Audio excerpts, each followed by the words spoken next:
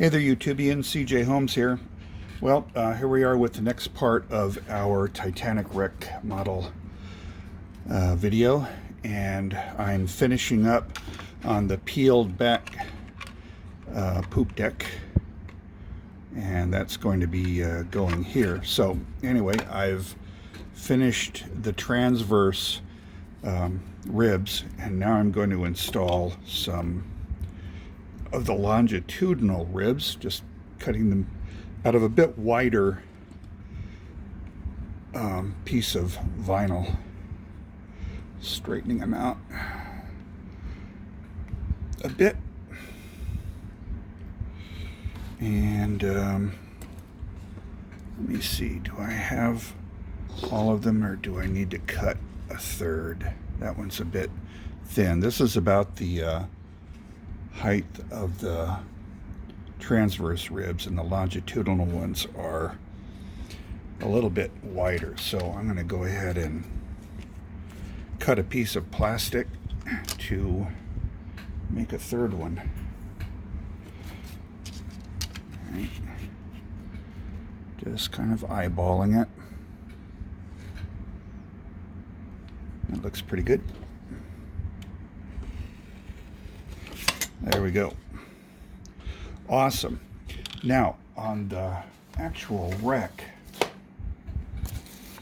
it looks like the longitudinal supports are snapped off. They don't curve around completely. So when it bent, they snapped off here, which makes sense. So anyway, I'm going to go ahead and apply a coat of glue. I've ground out a channel using my Dremel tool, about 3 of them. If I'm interpreting the photos properly.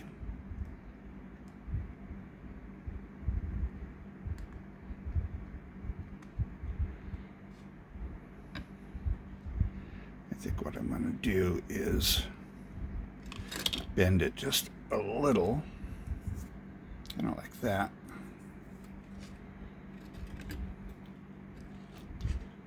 And start the gluing to get it to hold there.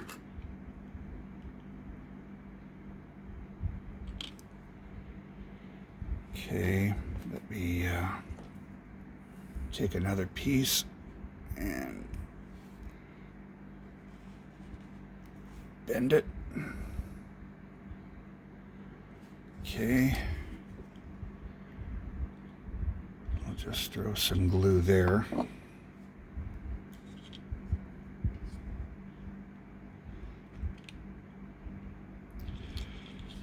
Make sure that it's fairly straight and facing upright. Here's my third and last section.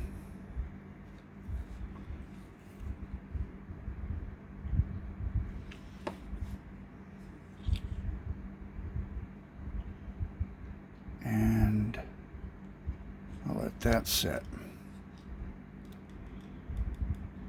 Okay, so now that I have a fairly stable portion here, I can go ahead and hold down the rest of the, I think it's an I-beam on the real ship. But anyway, this is what I'm doing.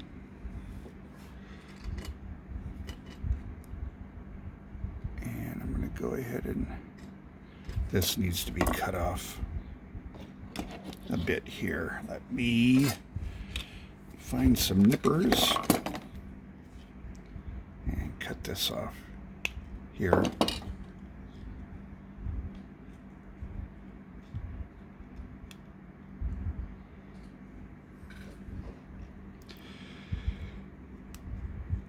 And I'm getting the requisite amount of glue on my fingers.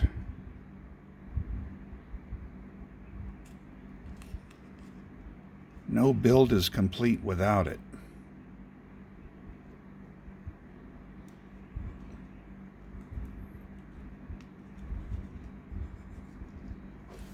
I need to put some more cement there live as it happens.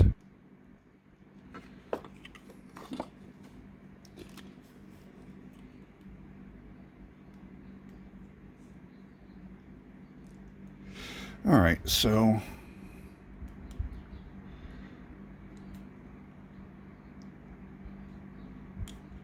I'm going to pause this while I get some of this extra glue off my fingers. Be right back. All right, well, I'm back, and I'm still, it's been, I think I've been about 5 minutes trying to keep this stuff glued. I really need to get some of that spray that causes the cement to set instantly, because this is one of those mornings where nothing seems to be cooperating.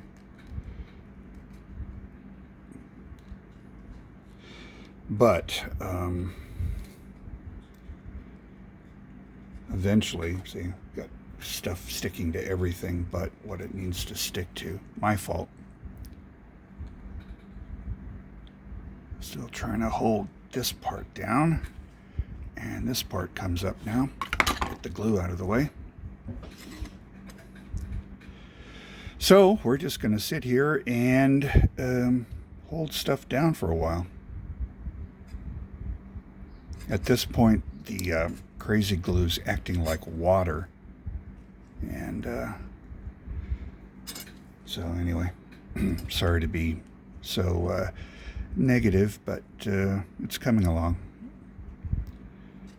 All right, cool. So now what I've also done is I've cemented a little flat strip of plastic to the bottom of the decking, and that's going to slip underneath this portion of the poop deck. See if I can get a test fit here. And that's going to go like that. Notice that I've conformed the deck to the contours of the structures below it, because it's just laying flat against these features. A lot of fiddling.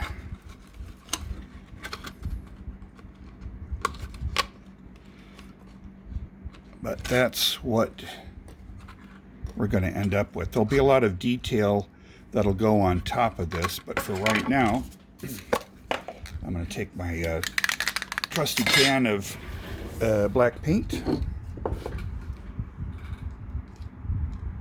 and hold this guy here.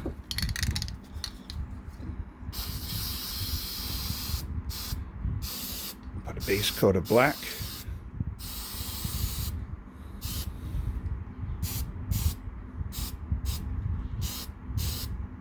Awesome. Let that set a bit. Clean my tweezers. All right. And I'm going to pause it for a bit to let this set, and then we'll put a light gray coat of paint on. See you on the other side. Alrighty then. I've put some black spray paint and also some gray primer on this, and I'm ready to glue it to the deck. Find my lovely bottle of crazy glue, and I'm putting glue on that little ridge that I made, and I'm going to fit the deck there. So that came out all right. Again, there'll be more detail work done on this, but now I'm ready to get these molds out of the way. Now I'm ready to glue the sections of the bottom together in preparation for mounting this to the board. My goal at proper scale is that this should be approximately 12 inches long. I don't know if you can see that. Let me bring this back. Okay, I got about 12 inches there. I've got a line that I've drawn to indicate that, and I'm also accounting for about a 10-degree twist to the hull, so you can see that it kind of twists over because I think the theory currently is that as the stern section fell to the bottom of the sea, it corkscrewed. So it was twisting around in the water, and by the time it hit the bottom, it scraped along. In fact, there's a huge skid mark on the seabed that apparently is from the hull, the stern section sliding like this. I think that may be the main reason why the rudder is twisted to starboard and why there's the bend in the hull. So there you go. This is now glued together. I'm not going to mount it yet, because what I want to do now, and yeah, I think I can live with that. What I want to do now is open up my molds. It's been about 24 hours, and the silicone feels pretty good. This is the port side high pressure cylinder, because on the wreck that cylinder is damaged, and I wanted to show that damage. Now let's see if I can get this out of the mold.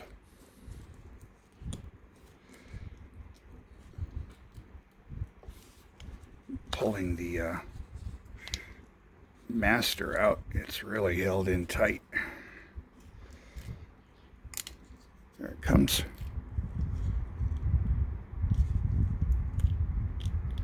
Awesome. So there's the master that I've made, and there's the mold. All right, cool. So there's a cylinder. This is the column. It's one of these that I've improved on. Now, what I'm probably going to have to do, I want to mark this, is I'm going to have to make a cut in the mold to get that cylinder out, I believe. That's why I have it marked here, because the cylinder is, the column, or strut, or whatever they call these. I think it's the column. I have it glued in on a base here like this. So it will be possibly very difficult to just pull it out. So I may have to make a cut in the mold to accommodate that. But anyway, let's see what happens. Okay, there's the plastic base, and okay, that's cool. It's broken off from the column itself, and that's fine, because now I have a visual of where I can make my cut. So I'm going to cut like this, and then carefully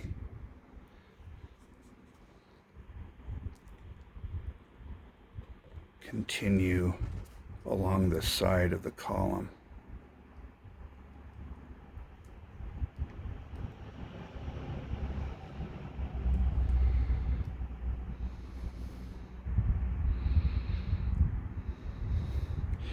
Now from this mold, I'm going to pour 8 masters, and then I will make a separate mold of all 8 columns.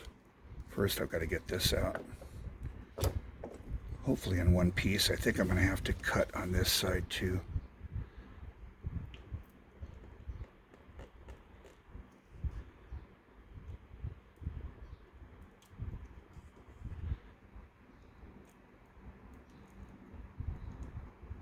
Alrighty then, let's see if we can get it out now.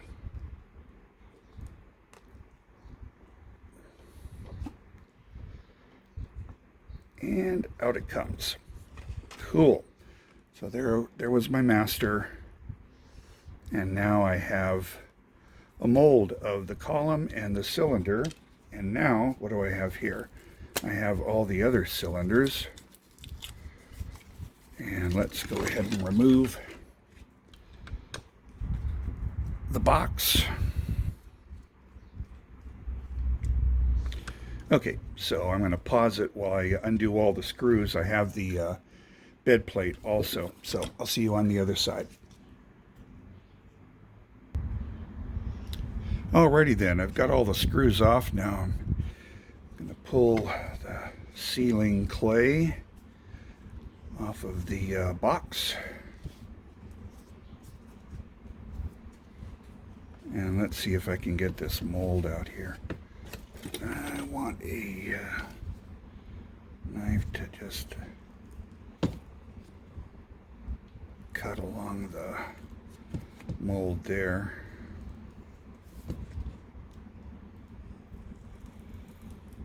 Cool. Now, that came off easily. As did that, and that, and that. Awesome.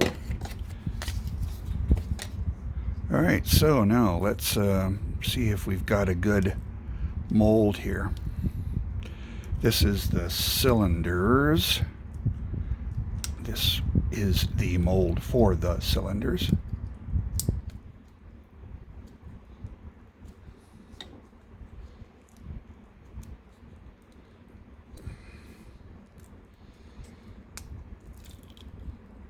And it's coming off pretty nicely so far.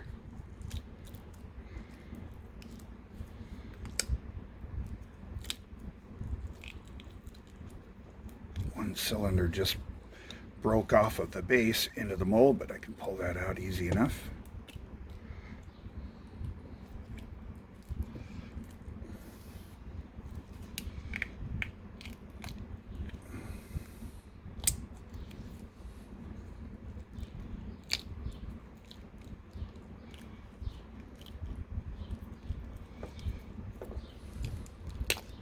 Awesome.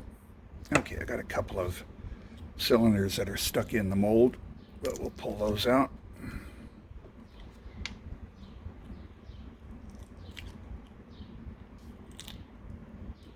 Great. All right, cool. Looks pretty good. So I'm going to go ahead and glue these back in, just so that I don't lose them. I was counting how many parts there are on these masters, and I think I have a total of 216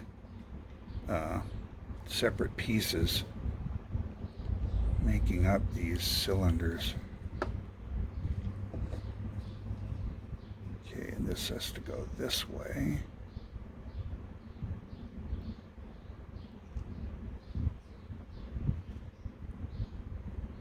Awesome. All right, cool. So there's my master.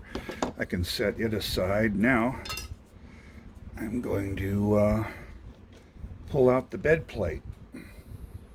I'm not going to pour any resin this morning. I'm going to let the silicone continue to cure and just get used to the air before I pour any resin into it. But I will do a video of casting the pieces.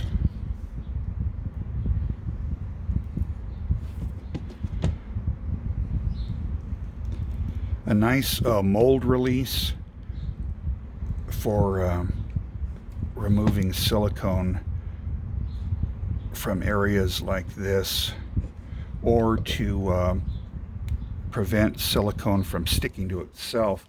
Let's say I'm making a two-part mold, which I've done before on other projects, is a mixture of Vaseline, petroleum jelly, and mineral spirits. And about a 50-50 mix. In fact, I think I have some here.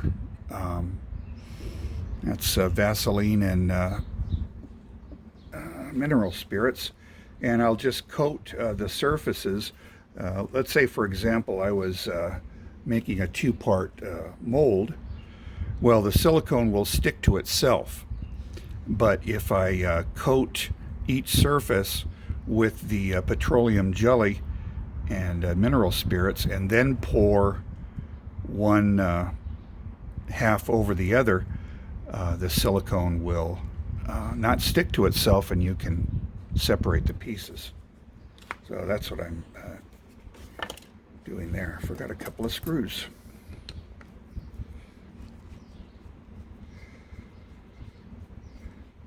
The bed plate should be a little bit easier because it's only two large, rather flat surfaces that I'm removing from the silicone.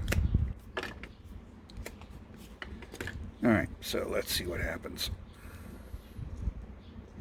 I did not use any of the petroleum jelly to separate this, so that's why it's kind of sticky. But silicone doesn't stick to anything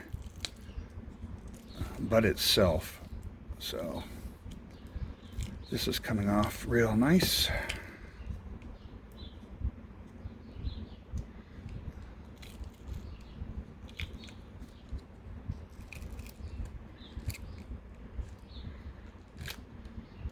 And there we are. I'll do a little bit of cleanup of this little bit of silicone flash that ended up underneath the bed plate. But there's the bed plate.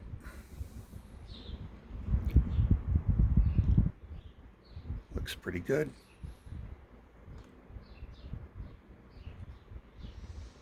We'll see how it comes out when it pours. But anyway, there you have it. That's where we are so far. I'll be bolting this down to the base, cleaning up my workbench, and I'll be pouring some castings in the next video. So until then, hope you enjoyed. Have a nice day.